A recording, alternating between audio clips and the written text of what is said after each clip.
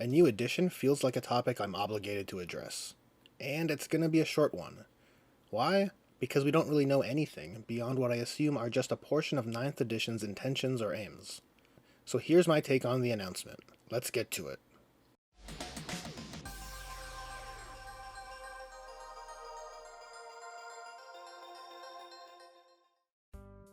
An announcement cinematic for the new edition. Wowee! Yes, yes, yes. More please.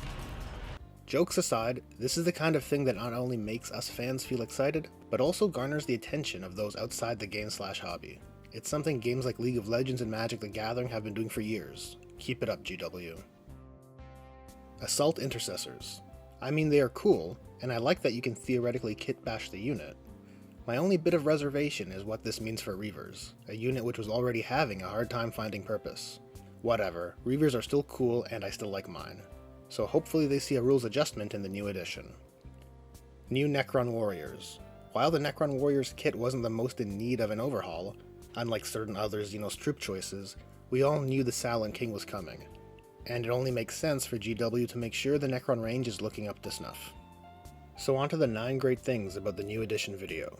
Warhammer 40,000 has been polished to perfection. Over 8th's life, I made my stance on rules I take issue with pretty clear, so any announcement with a focus on progression and improvement gets my support. 2. The most immersive system for narrative play ever! A new narrative system, or dare I say, framework for 9th edition. As narrative is probably my favorite element on the tabletop, and I'm interested in exploring more campaign-style bat reps, this is a point that definitely has my attention. 3. Everyone loves command points, so now everyone gets more. Expect less soup and more super soldiers. Throne of Terra. Did they just abolish soup? I mean, that is the implication, correct? Please notify me if I'm interpreting this wrong, guys. Sorry, abolish is the wrong word. More like did they finally rein in soup, and actually make leveraging the perks of multiple books and factions have a cost. I mean, it's basic game design stuff. I've always said that. But regardless, it is a step in the right direction. 4. Tanks are back on track. This is another interesting one, as we don't know all the technicalities. All we got is a sentiment of not having tanks bogged down from toughness 2 or toughness 3 goobers, which is one I'm in agreement with. 5. Terrain's been rebuilt from the ground up. Praise be to Dorn, and I guess Perturabo too. This is another great one. Is it the Cities of Death terrain rules? Is it some variation?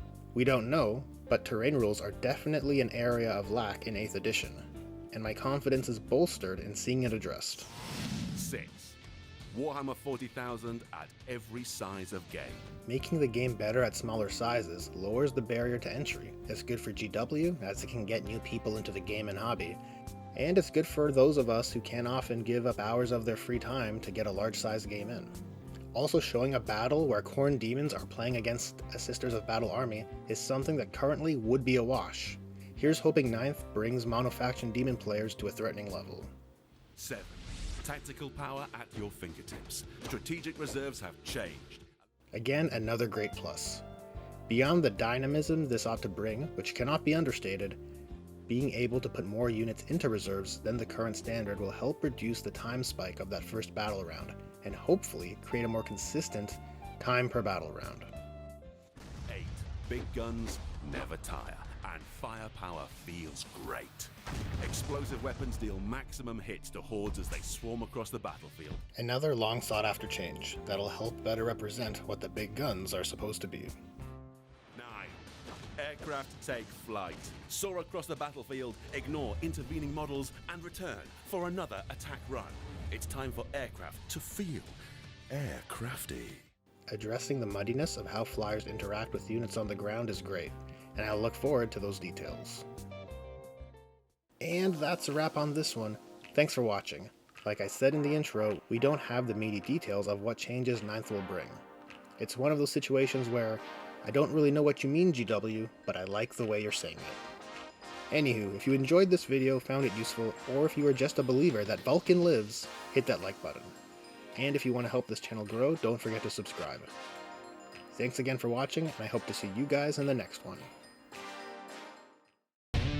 Hello and good day. My name is James Workshop. Go away!